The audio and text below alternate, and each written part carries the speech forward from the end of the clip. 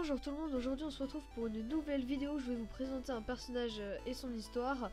Aujourd'hui on va s'intéresser à Haku. Haku est un personnage du film Spirited Away ou Le voyage de Chihiro en français. On le croise dès les premières minutes du film lorsque Chihiro s'aventure seul sur le pont menant à l'établissement de Yubaba. Il fera diversion tandis que la jeune fille devra s'enfuir pour ne pas se faire repérer par les esprits car les humains sont interdits dans ce lieu.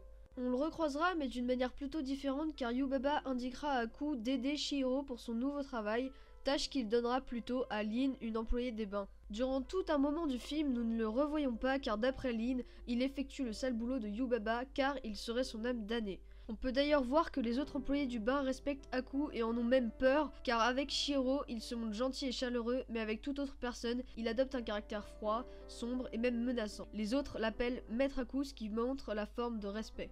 On apprend par la suite qu'Haku peut se transformer en dragon des mers car il sera blessé à la suite d'une mission pour Yubaba la sorcière et que Chihiro l'aidera à son tour. Elle partira voir la sœur jumelle de celle-ci pour rendre ce qu'a volé Haku chez elle.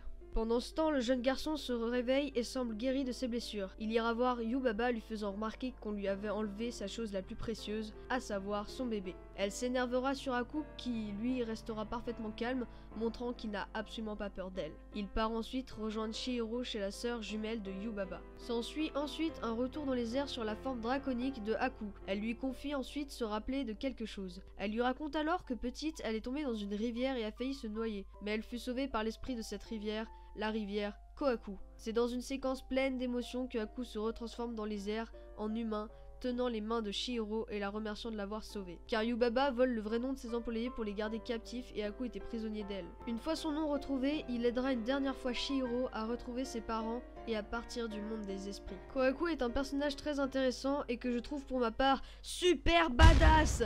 Lui qui voulait devenir un sorcier en étant le disciple de Yubaba et qui se fera finalement piéger par celle-ci, finira tout de même par être libre. Et puis que ce soit dans sa forme de dragon, des mers ou bien dans sa forme humaine, il reste super badass. Et puis c'est quand même une divinité ayant sauvé une petite fille de la noyade, voire peut-être plus. Enfin, ce ne serait pas la même histoire.